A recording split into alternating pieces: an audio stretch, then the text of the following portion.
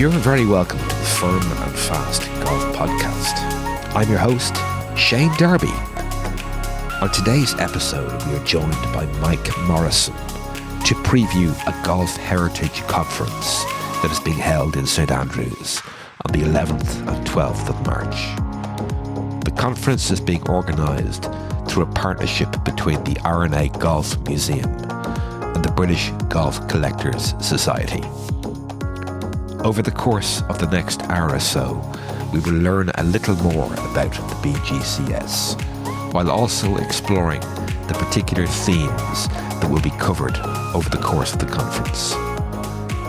Mike is a respected golf historian and researcher in his own right, and provides us with some hints, tips, and perspective on the do's and don'ts for collecting, researching, and storytelling perspective.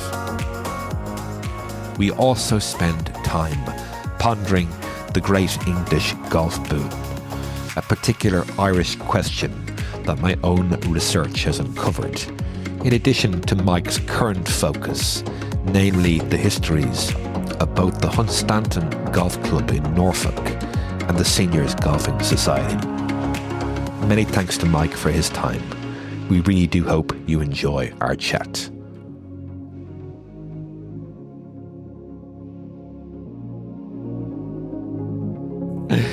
Right, we're recording here, so if you're ready to go, we can go. Sure, let's go. Fantastic. Mike Morrison, you're very welcome to the Firm and Fast Golf Podcast. How are you? I'm doing well. Thanks very much, Shane. Nice to speak with you. Absolutely. Listen, before we delve into the R&A BGCS Heritage Conference, you might give listeners a wee introduction to yourself, how you got into golf research, and indeed your specific research interests.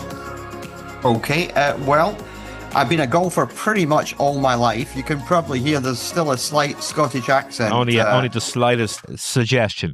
Yes, like many Scots, I left the country in my around about my early 20s.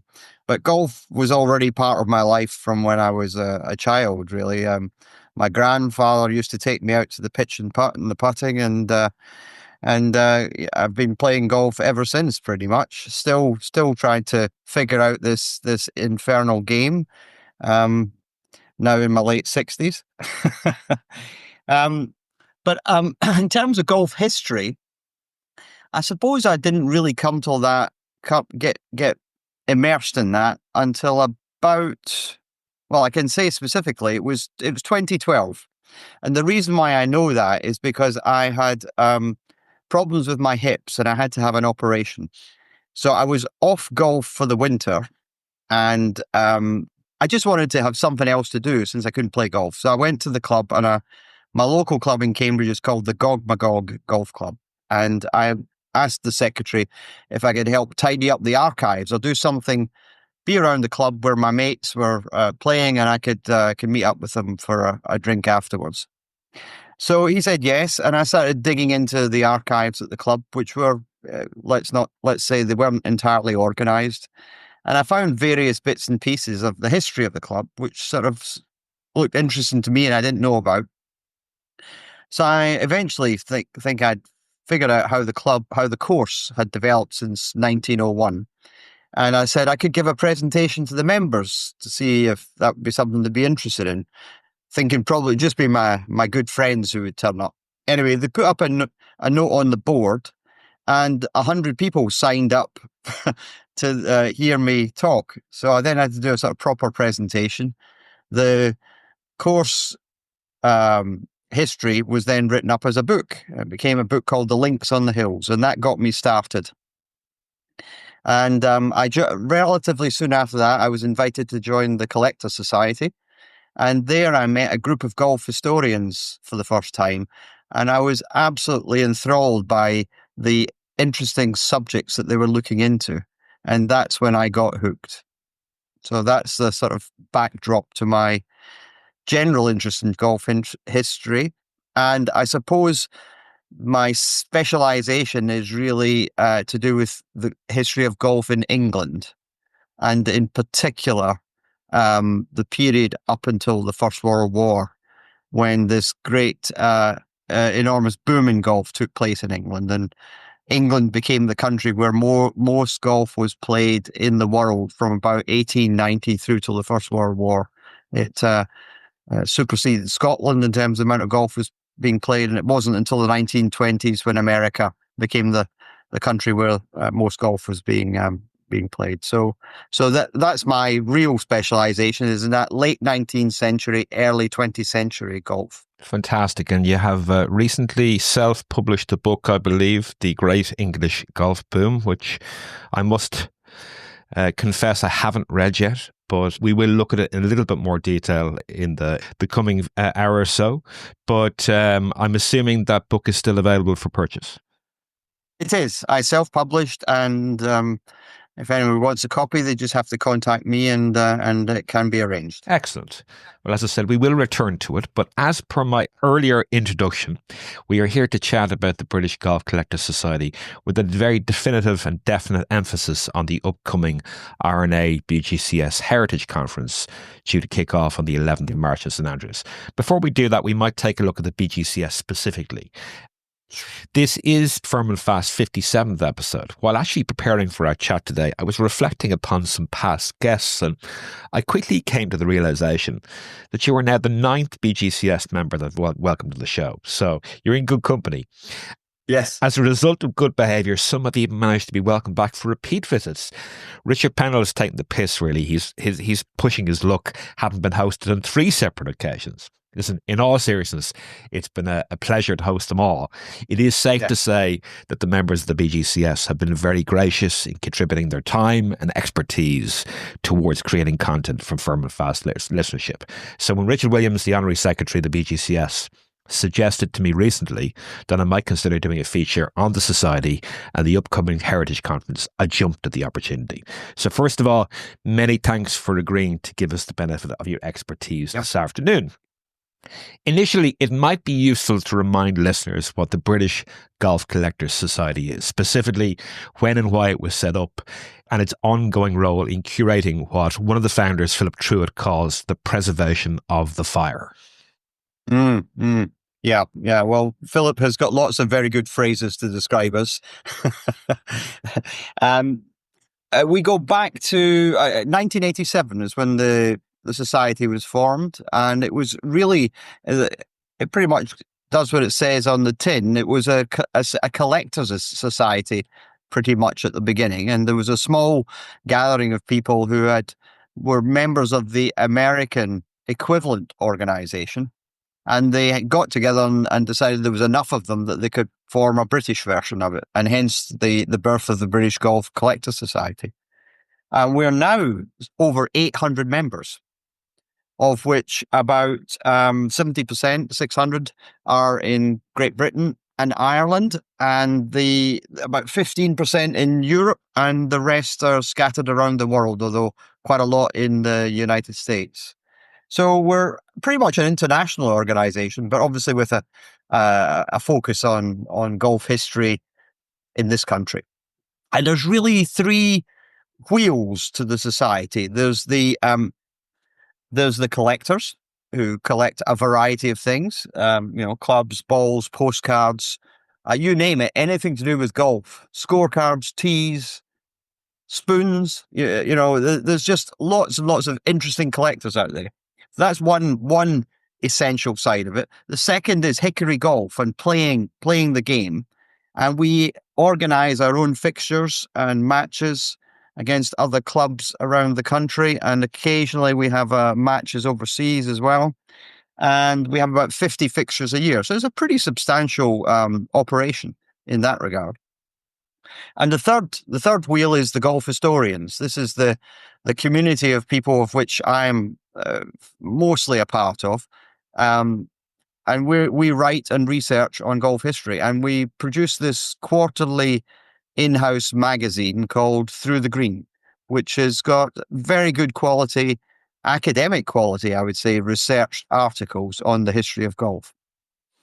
Now, these are not 3 separate groups. There's very much an overlap between all of them. I mean, in fact, it'd be quite rare to find anybody who doesn't play hickory golf and doesn't is not interested in the history of society, but only collects things, if you know what I mean. So there's a mixing and matching going on all the time between the different facets of the society.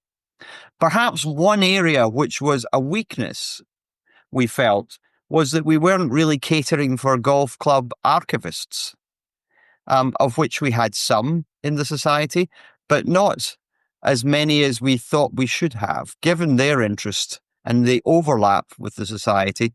The archivist area was definitely something that we thought we better do more about, and that was when, as you spoke with Richard Williams, who's the archivist at Royal Blackheath Golf Club.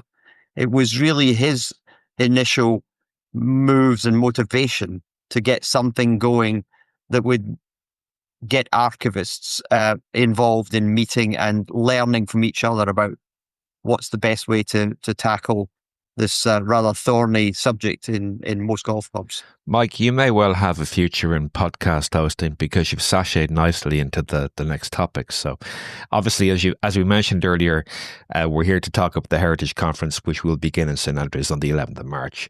Before we explain some of the specific conference themes, you might explain how the idea of the conference was first conceived and also profile the type of attendees and speakers that will attend and contribute.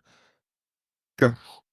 So there was really two strands to this. I mentioned that Richard Williams was probably the prime mover on the side of the Collector Society.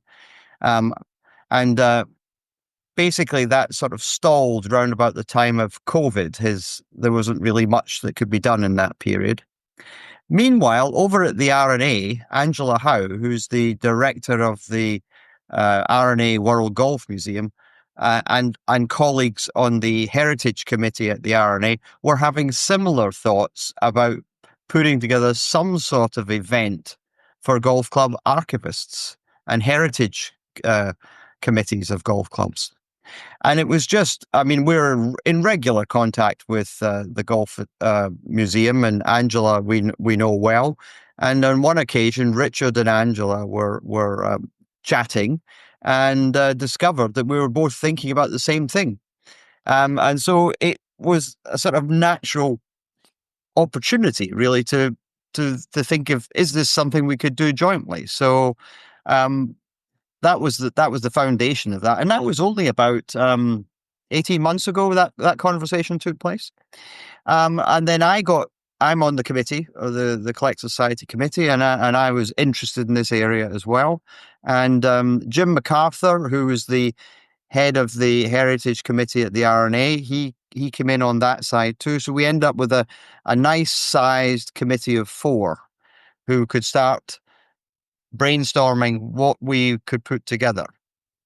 And I suppose what the R&A side could offer was clearly St Andrews, which is a great place to hold an event like a conference. And also they've got the infrastructure in terms of places where you could hold it. And particularly they identified a Forgan House, which is a modest sized conference facility and dining facility that the R&A has. And that could hold about 60. And on our side, on the Collector Society, then we've got a lot of good contacts within golf clubs across the country. So that was the genesis of it, really, was to really see if there was then interest out there in the marketplace for such an event. And I was tasked with putting together an email just to fire out to a number of historic golf clubs and just say, we're thinking of putting together a heritage conference, and this is broadly the sorts of things we're thinking of looking into. And would this be something of interest? So I wrote to just over 200 golf clubs, all over 100 years old. I thought we'd start with the old ones first. And amazingly, we got over 90 positive responses, ranging from clubs who are already well along the way to having an established structure for presenting their heritage, and some who were just setting out on that road or were revising how they do things. So we seem to have just tapped into a theme which was already becoming of interest throughout the golfing community. So it was from that starting point, this enormous amount of interest combined with getting our speakers together on subjects that we felt would be relevant. In the end, we've had to expand the facility and we've had to move to new accommodation for the conference. So instead of a limit of 60, we've now moved to the Hotel Divan, which is quite near the R&A clubhouse, and we can take 112 in there. So we expect to have about, once we include the speakers and various other assistants and admin side of things, we can now accommodate something of around 80 delegates from golf clubs around the country. So basically, that's where we've got to, and we're about 10 days away from the conference now. Unfortunately, I won't be able to get to St Andrews myself for the conference on this occasion. However, I'm going to endeavour to extract some of your knowledge relating to some key themes and sessions that will be facilitated by the very interesting speakers and facilitators. I know you're giving a presentation on accessing information, and we will get to that specific topic in due course. But I'd initially like you to ponder the following question, just in general terms. Speaking about your own experiences with researching and writing, how important do you think the development of a broad understanding of the specific macro history canvas of golf is, prior to delving into the micro elements that are characterized by the history of specific golf clubs? It's a great question. And like all of these debates in various fields between macro and micro, there's you can start at either end in a sense, and you meet in the middle at some point. Whether that's in economics, macroeconomics and microeconomics, whether that's in science, when you're going from the macro to micro. In golf history, I think it is important to know the broader context. But until you're into a very specific project like your own history in a club, you may not have the resources at that stage to have that bigger picture at hand of what's going on around, say, the formation of your own club. So there's a bit of going back and forth, and I always think of this process between looking at a very specific project and looking at the greater scheme of things is very much an iterative process. There's no right way and wrong way to start it. You don't need to read extensively on the history of golf, because that would take a long time in any case, before you start on your perhaps writing a club history. But you've got to start somewhere, and iterating back and forth, I find is the most valuable way to do that. Just again, in general terms, Mike, what sort of personal characteristics do you think exemplify good club researchers and archivists from those perhaps that are maybe not quite so good or less good, shall we say? I think two words come to mind. The first one is curiosity. You've really got to be interested in digging into the research to look for the information you need in order to put together a history of a club. Because you can end up going down various wormholes to find information. And sometimes it takes a long time, as I can see you smiling. I think you've probably done the same thing yourself. It can take a long Guilty time. Guilty as charged. So, but curiosity, just being interested to get the answer, to get a better understanding. I mean, that's part of the scientific ethos, really, of how knowledge is advanced, is individuals who are curious to know more or to have a better explanation of something.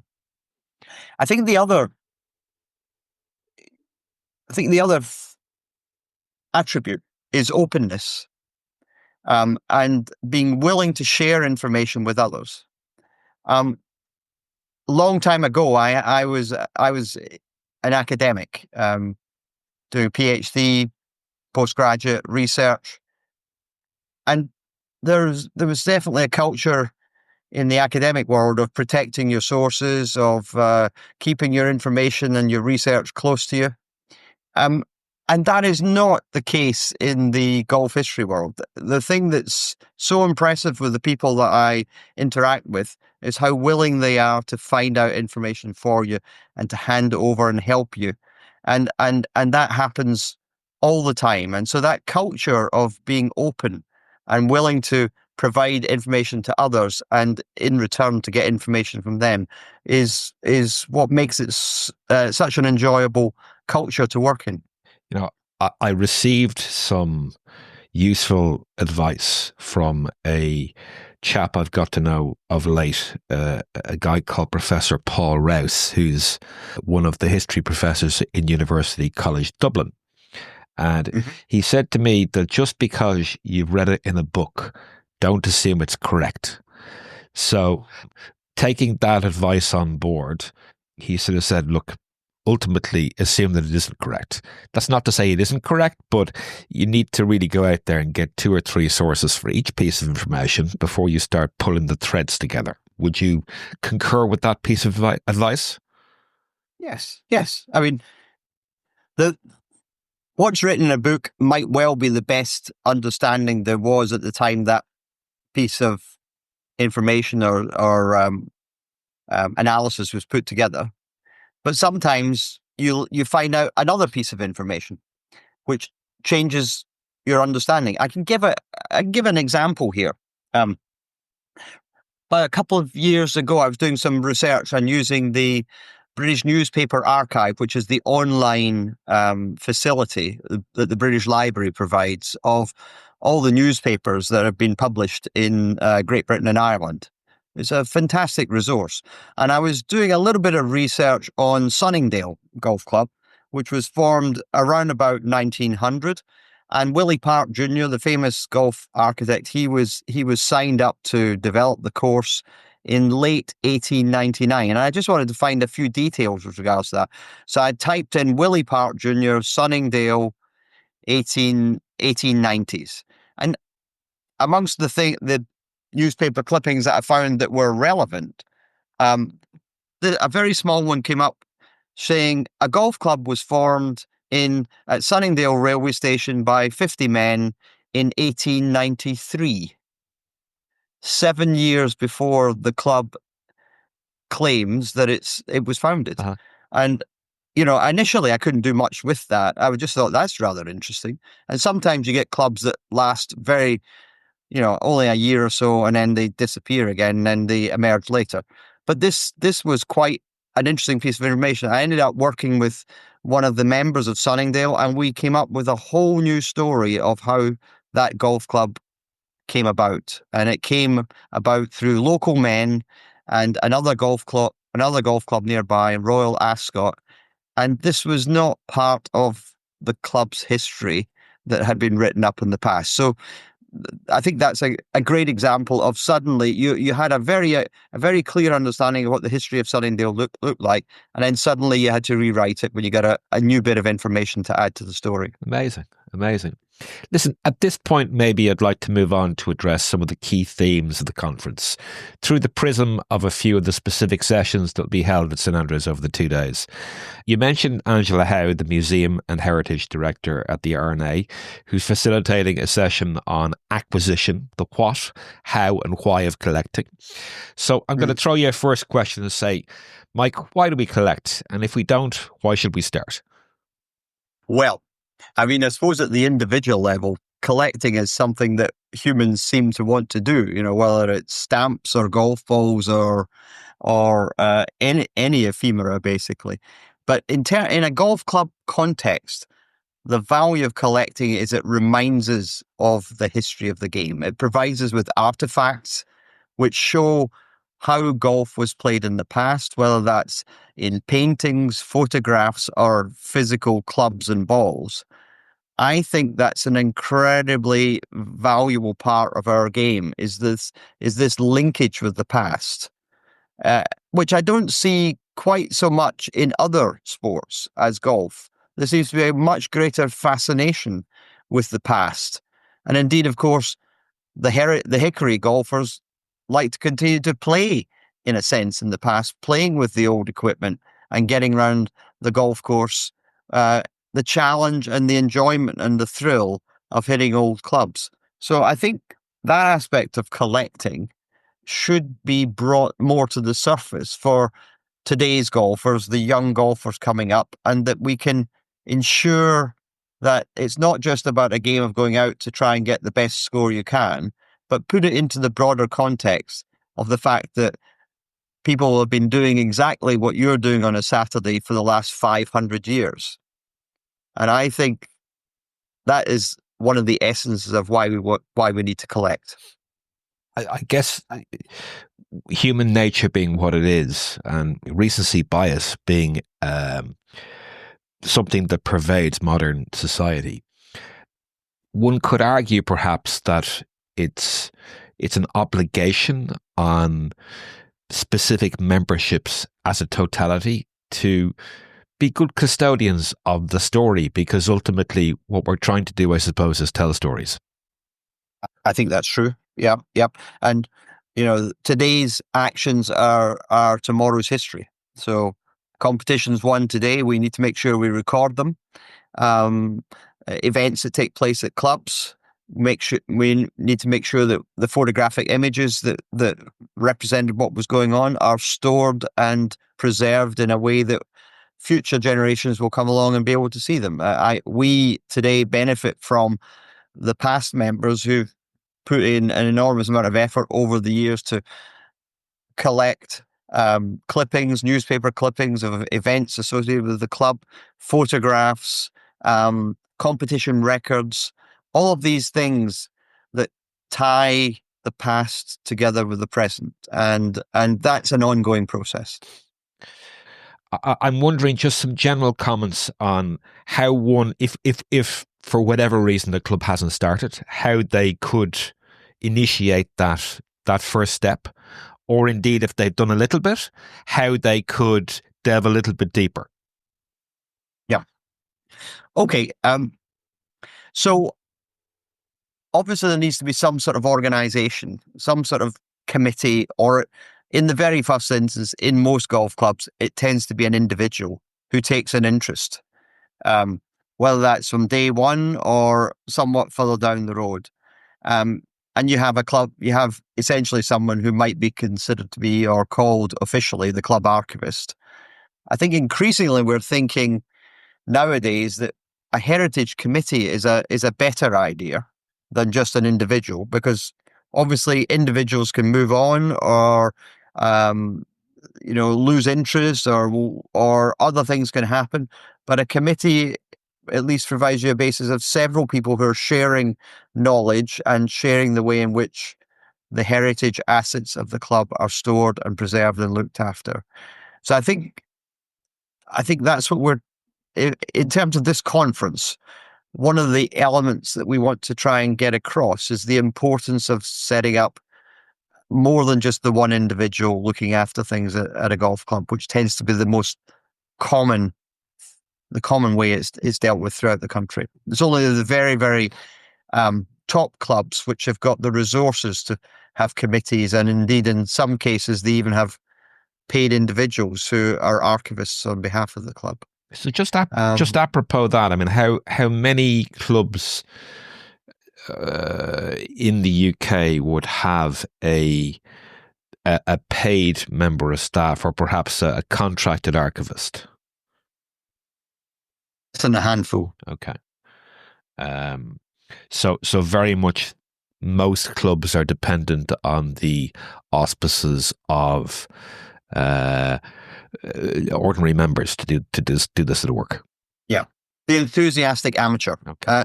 Which is, there's that's great. I mean, we want enthusiastic amateurs, but I think what we do want is we want more than one at each club, because I think that's where the risk comes that things get lost or forgotten about. And to your mind, when talking about the ideal heritage committee or subcommittee in a golf club, how many people is optimal? Well, I'm always generally keen on as small as possible, but enough. If you get my feeling, I got you. I don't want large committees where people spend lots of time, sitting and talking. I always prefer to talk about it in terms of teams rather than committees, because that means there's more action involved then. So people have responsibilities and they meet to exchange notes and information and make sure there's a coherent approach to how things are being done. So probably 3 might be a good number, and probably not more than 4 or 5 would be manageable for most clubs. Having established some initial answers with regard to the what, the why, and the how, we might turn our attention to a few more areas of interest. Sure. There's a session on the first day, I believe, which relates to the cataloguing of collections. In your experience, what is the best way to approach file nomenclature, filing, cataloguing of researching deep dives? I mean, in terms of consistency of approach, maybe in terms of digitization, in terms of backup and that sort of stuff. Well, Shane, one of the reasons I'm very much looking forward to going to this conference is to learn things in this area as well, because as you know, I'm a golf historian. My primary interest is trying to put together the knowledge and understanding of how clubs have evolved in golf in general. So there are others who are going to speak at the conference who are much better equipped to answer that question than I am. The one thing I would say is I have put in a bit of thought into the structure of all these different activities which are referred to in our conference, and I think a sort of organizing principle that I've sort of come up with is a bit like a trading office. You've got a back office, a middle office, and you've got a front office in trading. The front office where you meet the customers and do deals, but our front office is display and presentation in the clubhouse or on the golf course in some instances also. The middle office is where you manage the risk side of looking after an activity. And clearly, if you've got a lot of valuable heritage assets, you've got to make sure you look after them. You've got to value them. You've got to insure them. You've got to make sure you look after them with regards to the risk of fire or water damage or theft. So, and that all seems to be very much a middle office activity. And then you've got what might be the back office. This is the Golf Heritage Committee. This is the archivists and the golf historians who do the work of cataloguing, digitization, conservation of paintings and trophies and so forth, and the writing and research that goes into putting together the history of the club. So I think that's, in my mind, that's quite a nice structure to think of the different activities associated with the archiving and heritage within a golf club. So, lo and behold, our mutual friend Richard Williams is facilitating a "What Can We Do with Our History" section. As you said, he's the Honorary Secretary of the British Golf Collectors Society and indeed the archivist at Royal Blackheath. Yes. Lo and behold, one Michael Morrison is giving a presentation on accessing information. You might be kind enough to give us a sneak peek of what you intend to cover over the course of the presentation. So my sort of working title of my presentation is Golf Club History Research in the Digital Age. And the starting point of this is that hundreds of histories of golf clubs have been written. And that ties in pretty much to the fact that clubs tend to produce centenary books, and clubs were formed 100 years before the centenary book was written. So when you've got a large number of clubs being formed, then 100 years later, a large number of books were being written. But they were all being written in the era before the internet and the web existed. So there wasn't much availability of online information. There was none, basically, for many clubs back in the 1990s and then the first part of the 20th century. So they had to do all the hard work of going to libraries to see if they can find information, going to the British Library, which stored lots of newspapers to find information, going through the minute books and the competition books. All that sort of detailed work was necessary to produce a story, a history of a club. But that has changed dramatically in the last 10 years or so with the vast array of web-based information that's now around. And so my talk is really to examine the new sources of information that can be used by golf historians and club archivists to build up a better picture of their club's history. And coming back to your earlier point about macro, putting it into context, putting your club's development into the context of what else was happening at that time. So I'm looking at things like, web searchable newspapers, sources of old golf history books that have been digitized. The genealogy websites, Ancestry, Find My Past, are incredibly valuable resources to research your members and understand more about the membership of your club in the past. And then there are things like online maps where you can examine historically how the land where your golf course now is and how that's changed. And in some cases where clubs have moved golf course within a town, and you can see why those changes might have taken place. So it's bringing this whole new area of facility for research is the online resources. And so that's what I'm going to be talking about. So in your own experience, Mike, what have your favorite sources of digital repository been in terms of your research? Well, I still think I mentioned it earlier. Number one on my list is the British Newspaper Archive. I mean, it's just fabulous because they don't just take a PDF of each page of the newspaper. They go through this process of reprinting all the words in a parallel document, such that if you type in words into the search box, then those articles with those words come up, and you end up with a large list of possible articles that could be of interest to you.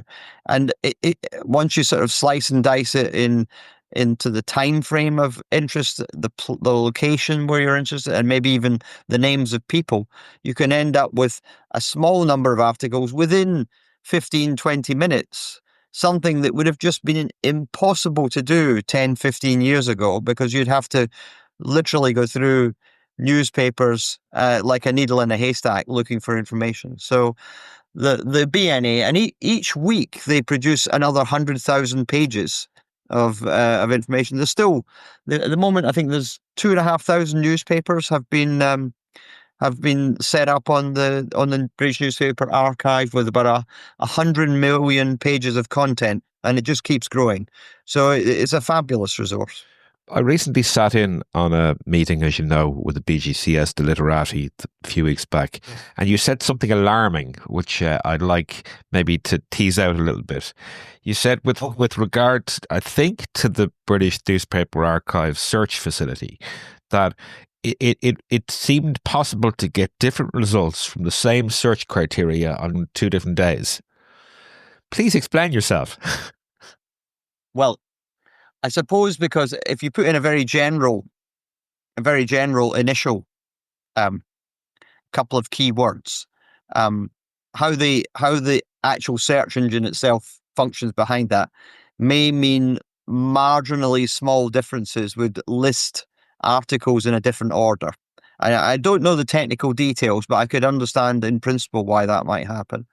So you just have to get a little bit clever, and you go up the learning curve of how to improve your own searching the more you make use of the facility, really. And it's about selectively adding words. I mean, if for example I put in the word Sunningdale in golf, you'll get a lot of articles with the word Sunningdale in them and golf, but you'll also get a lot of articles with just golf in them and not Sunningdale. And you can imagine how long that list could be. So you just need to get used to the system and play around with it a bit to ensure that you find the articles and also find them again when you go and look for them a second time. And there is a save facility on there. So if you find something that's really interesting, you can save it so you don't have to go looking for it a second time. Yeah. You mentioned the genealogy websites, and just a little story before we move on. as part of my own research for my golf club in Dollymount in Dublin, Yeah. I was looking back over old members and those that might have been the Brains Trust or involved in the Brains Trust of the golf club many, many decades ago. And I was actually able to track down living relatives of both our first secretary, Cecil Barcroft, and indeed another prominent member, Sir Anthony Brutus Babington. And that allowed me to flesh out the Royal Dublin story a little bit more in terms of understanding their backstory. So I guess the moral of that particular story is don't assume anything. Pull threads away to your heart's content and you never know what you might find.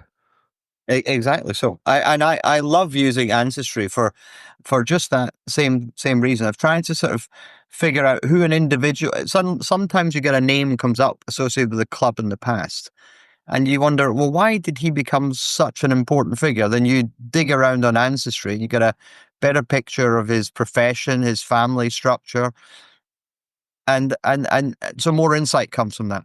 The other thing which I've found as a useful tool is if you've got a register of members, your original members for a club, how did they come together? What was their connection? Is something which I find is an increasingly interesting question to be able to answer. Something which you couldn't do before, but Ancestry and Find My Past and other sites of a similar nature enable you to see if there's any professional connections, any locational connections between them. I mean, I've written a book. One of my books is called the Origins of the Sacred Nine, which is about Royal Worlington and Newmarket Golf Club, which I'm a member of, not far from Cambridge, known as the Sacred Nine. And in my book, in the research behind my book, I went through the names of the original members, and lo and behold, the vast majority were based in Newmarket, associated with the horse racing industry. So when we say Royal Worlington and Newmarket, the emphasis in the early days was very much on the Newmarket part of it. And it was only from going through that sort of exercise of using Ancestry to find out we had trainers, we had stud managers, we had people who were commercial roles in the town. That they only had jobs in a very small place like Newmarket because of the horse racing industry. So that's a good example of the use of those websites. The final session I'd like to focus on for this afternoon's discussion, Mike, relates to the one that Erin Shields is going to present. Now, Erin is the Heritage Project Curator and Archivist at the Royal Liverpool Golf Club in Hoylake. Now, she will be speaking about the communication of golf club history.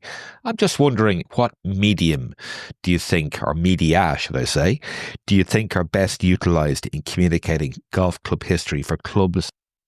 Again, I would say, Shane, this is not a deep area of my past experience, but having chatted briefly with Erin, because we're in the same session, I think something that she has been doing within the club, within Royal Liverpool, is interviewing some of the older members or family members, who are current family members who have got relations historically who were important members of the club, and trying to build up a bit more of a picture of those individuals from these personal oral histories that you can put together. So I think Erin's going to cover some of that aspect, which I think is a new and interesting area, because you can then make a short podcast or equivalent and run it in the clubhouse so that members can get a 5 or 10-minute chat about a key individual from the past in the club. Just on the screen, maybe in the bar, might be playing while people are having a drink after golf, and might find that as an interesting feature. And it may draw in more members to be interested in the heritage side of the club. Yeah, I know Portmarnock Golf Club are doing something similar at present, which I think is a very valuable exercise. As you say, it puts colour on a particular period, and indeed familial connections, and just a greater understanding of what perhaps club life was like in the past. Yeah. Listen, I will put a link in the show notes to the full conference agenda for listeners that may be interested in reviewing it.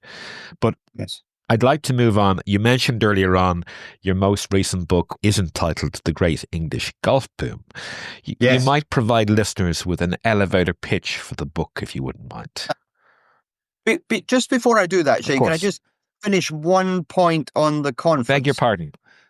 No, not at all. Not at all. I just thought it might be worth for your audience to know that after the conference, the intention is to put all the presentation material that has been developed at the conference onto the British Golf Collectors Society's website. So for those who were unable to attend or were not aware of the conference, who might find that information of value, we're going to make it as accessible as possible. Well, that at least means I don't have to rob Richard Pennell's notes from the 2 days. So look, in due course, I will update a link once that's available on the golfcollectors.co.uk website. So for anyone that wants to look. Okay. But thank you for confirming that, and apologies. I didn't ask that particular pertinent question. No problem. No problem. It was on my list. Once again, you might provide listeners with an elevator pitch to your most recent book entitled The Great English Golf Boom. This book emerged from having written 3 other books on golf clubs formed in England before the First World War. And each time I was writing a book, there was always an early chapter which was to try and put that club into context with what was going on in golf at that time. And I quite hopefully looked around, hoping that someone had written just that book that would just say, here's the number of clubs that were formed, here's where they were located, and this is the characteristics of those golf clubs at that time. But I couldn't find it. It hadn't been written. And so eventually I decided, when I realized there was a way in which to tackle it, that I would try and do that myself. And this sort of coincided round about the time with COVID and the lockdowns. So I was able to sort of dig in and do some deep research, going back into the old historical golfing annuals, which contain directories which list golf clubs that existed in that period before the First World War. So essentially, I built up a large database of all the golf clubs in England to figure out how many there were and what their characteristics were like. And essentially, I wanted to answer a few key questions of what was the nature of this enormous boom that took place. Everybody agrees that there was a boom, but what did it look like? Secondly, where were all these golf clubs formed? Were they all at the coast, or were they scattered around inland and at the coast? Thirdly, who were the golfers? I mean, England, there was very little golf played in England prior to 1890. There was only a modest number of clubs, very few people playing golf. How come this enormous number of people took up this game at that time? And then finally, to answer the fundamental question, why did this boom happen at that time? So that's what I set out to do in the book. And just to give a few sort of headlines, up till about 1889, there was only 100 golf clubs in England, and half of those had been formed in the previous 3 or 4 years. So it was a very, very slow growth rate. And the Scottish boom in golf had happened in the 1850s and 1860s, many years before. So the nature of the English boom was quite different. But then in the period between 1890 and 1914, that quarter of a century, 1,200 clubs were formed. That was what I was able to figure out from doing all this analysis. And that meant there was one new golf club formed in England every week for a quarter of a century. And so the book really was to dive into looking at the aspects of that boom. So where were all these golf clubs? Well, 85% of them were inland, completely unlike the Scottish boom, where most of the golf clubs were formed around the coast on linksland. In England, the majority of the clubs were formed in modest-sized towns, inland, on pasture, on parkland. type courses, and the majority only started out with 9 holes. So it was a very different character to the way in which golf took off. So there's your headlines for the great English golf boom. I just sketched out a couple of main drivers, perhaps, that might have assisted that particular boom. I guess transport and the Industrial Revolution, whether that's train, car, or bike, may have had an influence. Technology in terms of affordability is same. Obviously, the introduction of the Haskell in 1901 and the move away from the featheries and the good of purchasing. Industrial Revolution and free time may have had something to do with it. And there was a fascination, I suppose, amongst the Victorian times of a cultural practice of just setting up clubs for all sorts of stuff, be it knitting or golf or cricket or anything else for that matter.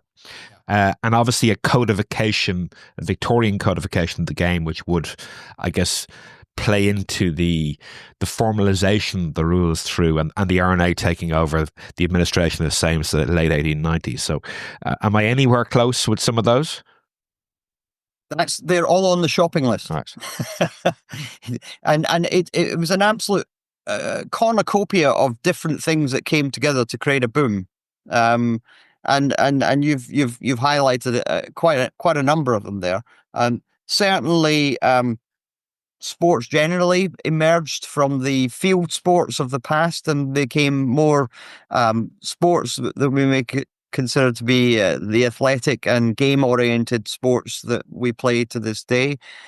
But golf in England was at the tail end of that. Rowing, football, rugby, of course, cricket is a bit older, tennis, they all came before golf in England got going. So it was a tail end Charlie in that regard.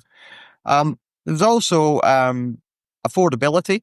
And again, through the Victorian period, the middle classes particularly were becoming better off. And that it was really the middle classes who were the driver of the development of the game, not the upper classes, the very upper classes, because there wasn't that many of them that you wouldn't have had a boom if it was only the very wealthy that were playing golf in England.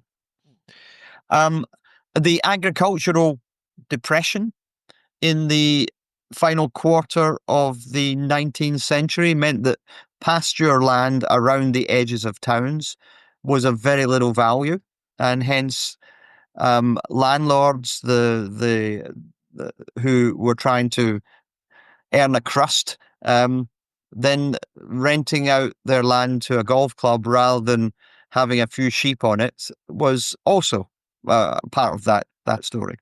So there's a lot of different strands that came together that made it happen. Yeah, it sounds like a fascinating read, Mike. I must confess that I've yet to read it.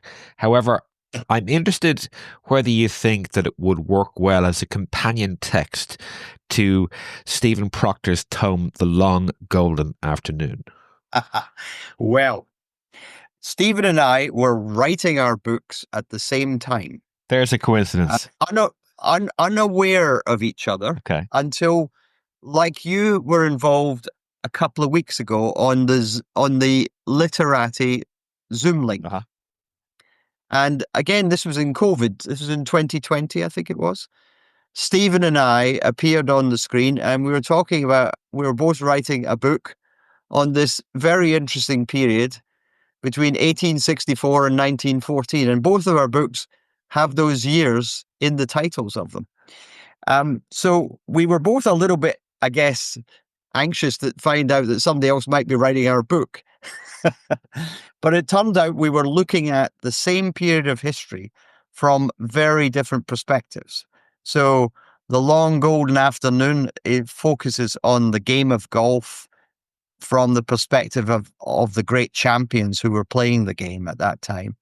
The two major figures in the amateur game in England were John Ball and Harold Hilton, who won the Open Championship as well as multiple amateur championships. And of course, the great triumvirate of James Braid, J.H. Taylor, and Harry Vardon, they were at their prime and their peak in terms of winning championships. Braid won 5, Taylor won 5 and Varden won 6 in that period from 1894 through to 1914. And so Stephen's book majors on what was going on at that in terms of golf and how that was attracting people to play the game. And here was I at the other end, the micro end, looking at what was happening in small towns all across the country where golf clubs were being formed. So they're completely compatible. And if you get one, you must get the other. I'll take that as a wholehearted yes to the answer of the question. But I can recommend Stephen's book wholeheartedly, and I'm sure that your book is a great companion to it. And I must redress that particular issue in not having read it thus far. But listen, as a proud Scotsman who has been diverted to Cambridge for the past 40 years or so, I have what I think might be an interesting conundrum for you to provide some general commentary and remarks towards. So, listenership, please forgive me for the fact that I'm going to be speaking for a little while just to give you a bit of background, right? So, through the process of my aforementioned research on the history of my own club at Dollymount over the past few years, I have become aware of what was referred to in the press as the Irish question. It's probably useful to set the scene for you as organised golf established itself within Irish society from the mid-1880s. The golf clubs at Portmarnock, Portrush, Newcastle and Dollymount began to regularly host championship meetings. The growing stature in interest in the game in Ireland fed into the overall improved standard of golfer. So it's no surprise, therefore, to learn that from the year 1900 onwards, the Irish golfing cognoscenti were lobbying for permission to discuss Ireland's possible inclusion on the rota for the Amateur Championship, something referred to in the press at the time as the Irish question. So it appears that support existed amongst quite a few of the Scottish clubs, such as Royal Aberdeen, Panmure, Edinburgh Burgess, Innerleithen and Bruntsfield Links. The other side of the argument was one Herbert William Fowler, not known of the shy and retiring disposition. He may not have been the only naysayer, however, he's the only one I've found so far. Fowler wrote the following missive in Golf Illustrated during May of 1908. I see that some of the smaller Scotch clubs who are amongst the 24 who have a vote in the management of the Amateur Championship are taking up the cudgels for an Irish course. I cannot for the life of me see any reason why golfers in Great Britain should be asked to cross that horrid Irish channel to settle who should be amateur champion. It seems rather absurd that Scotland should have a predominant voice in settling this question, whilst England, with her 2,000-odd clubs, has a much smaller representation. It would actually appear also that John Sutherland, who had a weekly column in the Daily News newspaper, took Fowler to task on his thoughts about Scotland, and indeed their fellow Celts across the Irish Sea. An additional interesting element is provided by Cecil Barcroft, the noted player, administrator, course designer and commentator, who wrote the following in the Belfast newsletter in 1908 also. Our claim is not so much that a championship green should be allotted to Ireland, but that Ireland should be afforded an opportunity of having the matter discussed. As the constitution of the Amateur Championship now stands, no notice of a proposed resolution shall be accepted by the Honorary Secretary to the Championship unless sent in writing by the On-Secretary or Secretary of an associated club.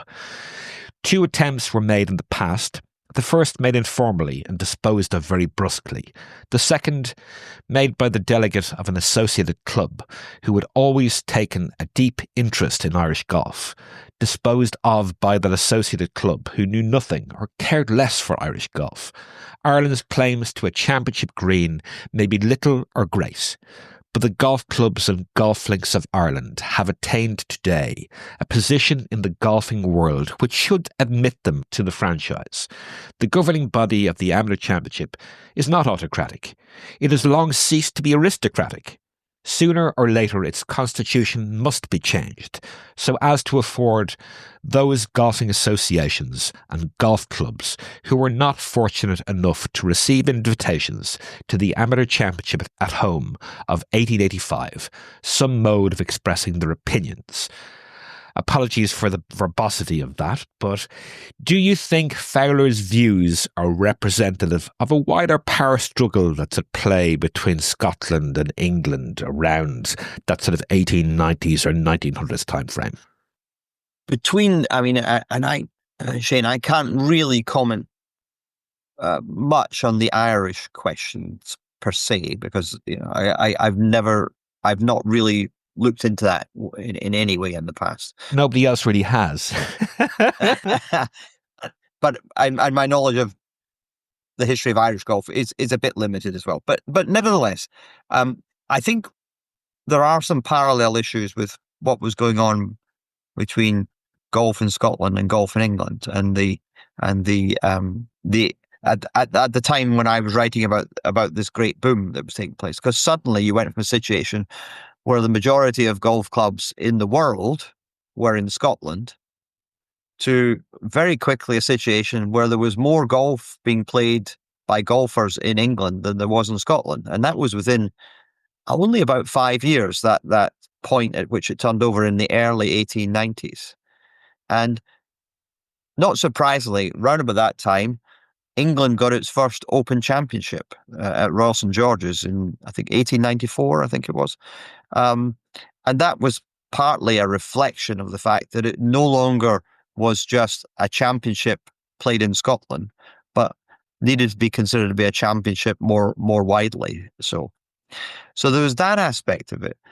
There's also the concerns amongst the English clubs that the rules of golf were basically driven by the rules as they were at St Andrews, subject to various local variations of the rules in different places. But there was certainly a movement amongst some of the key clubs in England as to whether there should be a separate body to be responsible for the rules rather than the club at St Andrews.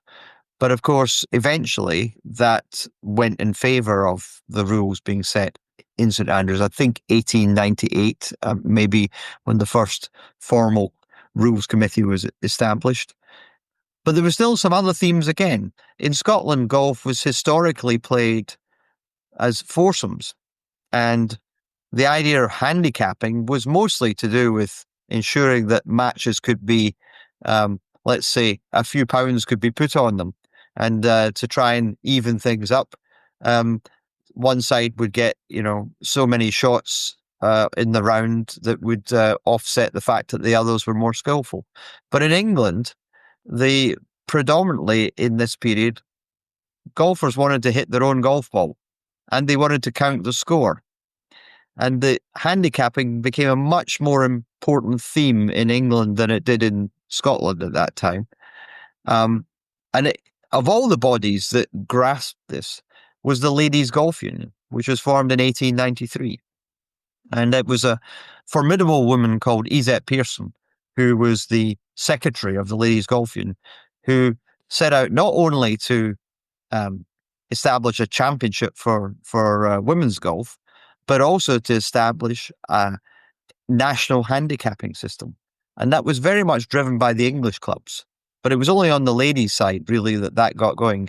The EGU, as it was, the English Golf Union, the men's side of the game, they didn't get organised till the 1920s. So there was a lot of themes here that were, because of the nature of English golf being somewhat different in character from Scottish golf, then there were political tensions at that time. Interestingly, Westward Ho and Deal were both favoured with ascension to the amateur rotor over subsequent years post the year 1900. I think probably from about 1908 or 1909. I'm just wondering, do you think this could be seen as a balancing of the books in some regard, given the preponderance of golfers now south of the border? All I could say is possibly. Okay.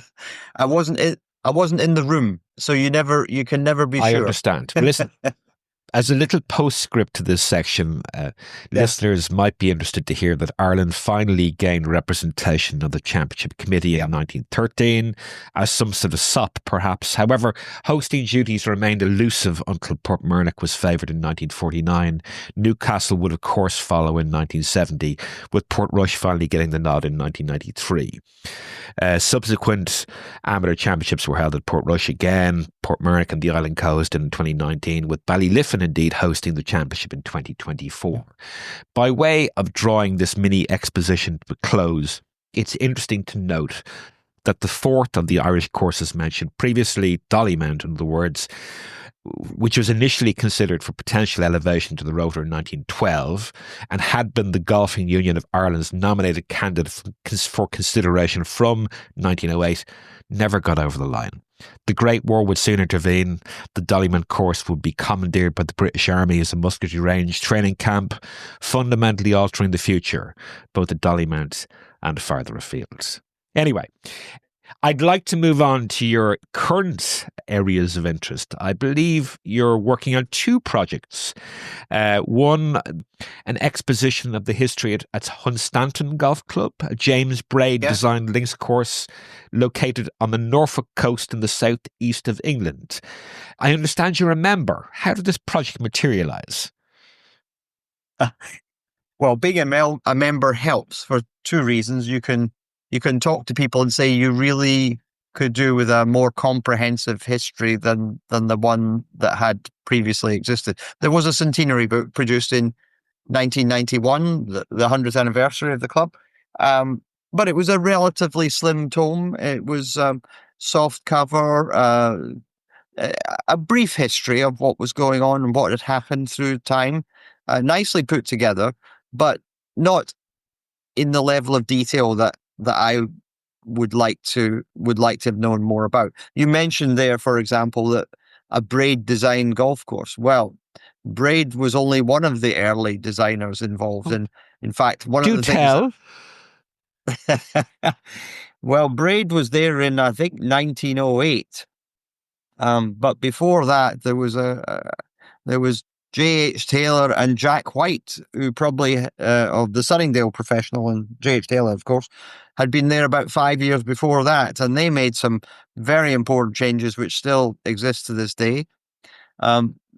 What Braid mostly did was bunkering. He bunkered the course. I think there was about 15 before he came, and there was about 75 when he left.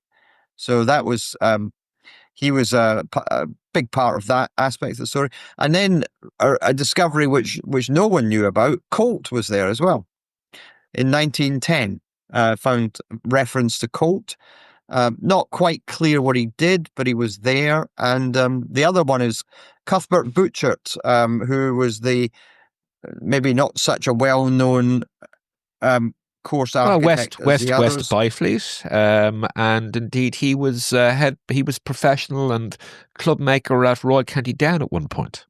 He was indeed. He went from Royal County Down and he created West Hill Golf Club, and he was also at Hunstanton laying out a second course. So and the members weren't even aware that there was even the possibility of creating a second course, but that's what he was doing in 1910 when he was there. So there's lots of, as you can see, that's just a snippet of the fact that there's a lot more to a club's history once you start delving into it. So I'm really enjoying doing that, and there's probably about another 9 months of work to produce the finished book, which will basically look at the origins of the club, how the course evolved, how the club itself has changed in character over the last 130 years, in fact, and all the championships that have been held at the club. We've got an honours board with the first name on the honours board is Cecil Leach, who won the British Women's Championship in 1914, and the second name is Joyce Wetheridge, who won the English Ladies in 1923. So and we're still holding championships every few years since then. So that's been written up at the moment. Yep. And the other book, which I'm putting together with a small team, is on the Senior Golfers Society. This is a society that has been going since 1926. for men over the age of 55. This is when senior golf got started in Great Britain. It had already been underway in America and Canada, and some golfers from the US and Canada came over, they took the boat across, had a game of golf and a chat with some of the British people, said, wouldn't it be a great idea if you formed a similar society and we could play a triangular match between the three countries? And our society was set up in 1926, and the triangular match between the three countries is still going. In fact, this year will be the 50th match in that triangular series. So this is another very interesting history about the older golfer playing golf through over the last 100 years, and how we view senior golf over that period of time. Yeah, from a brief scan of the Senior Golf Society website, I see that characters such as Arthur Croom, Lords Lurgan and Balfour, and indeed the great Bernardo were all notable participants over the years. Yeah. Can you advise us of any of the other interesting characters that were involved? Well, I think the sort of general theme is a lot of very good golfers pre-First World War were turning 55 at around that time. So John Ball became a member, who'd won, I think, is it 6 amateur championships. Harold Hilton, surprisingly, didn't become a member. So that's something we're sort of interested in. So there were some very good golfers, but most of them were just middle-class businessmen who were retiring and taking up golf. But perhaps in the early years, they were more from the upper echelons of society, and that changed gradually over time. I mean, 2 of our early vice presidents were Haig, the head of the army, and Jellicoe, the head of the navy. So there were some senior people within the Senior Golfers Society. Just as we start to bid you adieu, Mike, we do have one final question, but I was just wanted to filter back to purchasing a copy of The Great English Golf Boom. You said send an email to your good self to purchase same. It's mike.morrison57@outlook.com. Is that correct? It is indeed. Fantastic. And the book costs £25 plus postage and packing, which if you're within the UK, then that's about another £5. If you're further afield, then the postage rates, unfortunately, go up. But I'm keen to keep the price of the book at a reasonable level so as many people would read it as possible. Excellent. Well, alas, we've reached our final question. Somehow I feel it would grate somewhat if I didn't ask a golf writer for golf book recommendations. So for interested listeners looking to augment their respective golfing libraries, what 2 golf books would you recommend and why have you chosen them? Just 1 second. Get it off my ship. Intriguing. This is the history, a very recent history of the Glasgow Golf Club. And I've chosen that for several reasons. The Glasgow Golf Club is one of the oldest golf clubs in the world. I think it might be the 7th, goes back to the 1700s. And this is just one of the most wonderful histories of a golf club of that duration. Written by an Irishman, by the way. Written by Nevin McGee, an Irishman, indeed.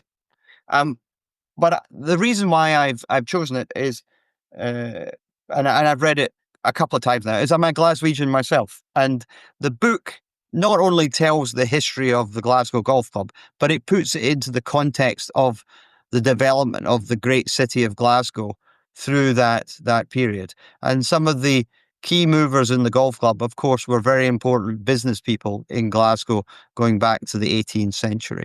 And it's a fascinating book, extremely well written and researched and presented.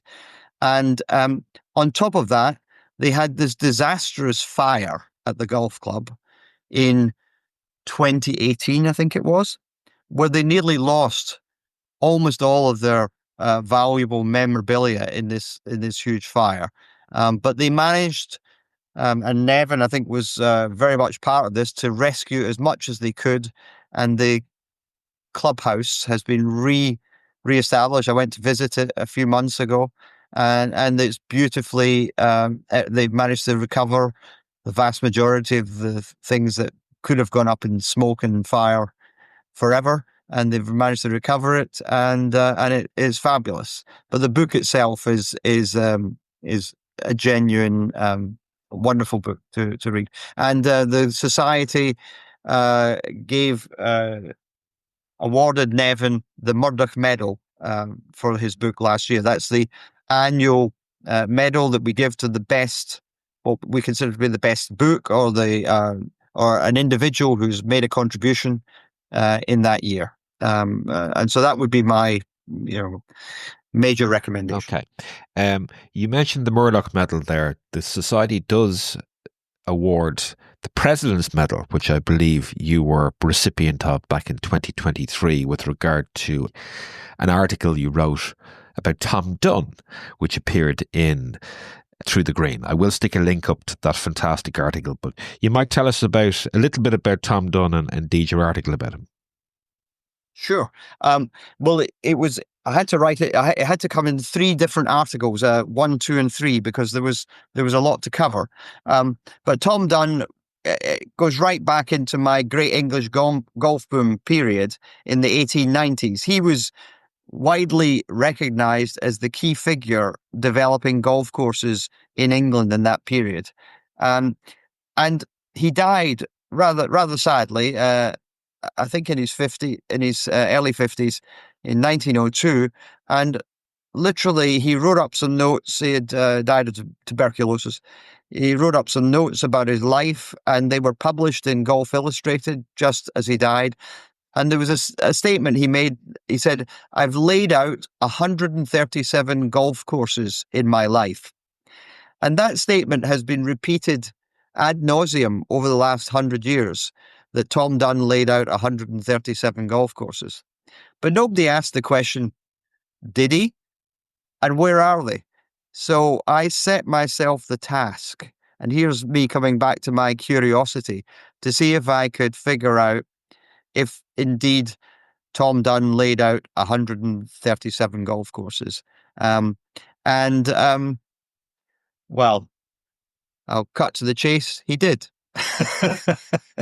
So that was the 3 articles covered the search for these golf courses, finding ones that nobody had ever heard of before, and the final element was that Tom Dunn, his courses were largely disparaged by the architects who came along after him, Colt, Fowler, Mackenzie, because they were developing golf courses which were more of a strategic nature. But Tom Dunn's courses were done very quickly, and were considered to be of a more penal nature, because they were just essentially cross bunkers put across the fairway, and you had to get over them to get to the green. Very simple design, but they were done very quickly, and had to be done quickly because of the great demand for new golf courses to be built. So the whole story was about putting that together, of figuring out whether they'd done all those courses, and then explaining why he was criticized, and perhaps that criticism in the context of what was going on in England at that time wasn't really justified. Some time ago, I had the pleasure of, I think, 10 to 12 hours of recorded conversations with another fellow BGCS member of ours, Robin Bargman. And obviously, he has written a number of books, including The Serendipity of Early Golf, specifically focusing on the development of the game in Holland. And indeed, on the Dunn theme, a relative of Tom Dunn's, John Duncan Dunn, was pretty central to course design in the early days of golf, or organised golf in Holland. So it's just funny how small the golfing world was back then. Well, John Duncan Dunn was Tom Dunn's son. So, so the Dunns then spread around the world after Tom had died, and Willie Dunn and one of the other Dunns ended up in America, and they've started developing golf courses there. So very much that sort of classic spread around the world as golf was developing. Pioneering indeed. Shane, you asked me about another yes. book. Sorry, two books, correct. So my second one is this one, Early Golf. Okay. And this is written by Neil Miller. And it's a wonderful exposition of all the myths that have developed through golf historically. And he delves into them, questions them, looks for the original data, and finds out that a lot of these stories that we build golfers have this sense of what has happened in the past and whether these were correct or not. And he's done this wonderful book which digs deeply into those early stories of golf. I guess something to mention, the book on Glasgow Golf Club is available to purchase directly from the club itself, I believe. It is indeed. And where would one go about purchasing Neil's book?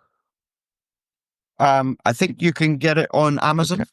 Okay. And the publisher is Edinburgh University Press. Okay. Interesting. Listen, Mike, it has been my absolute pleasure to host you on the show.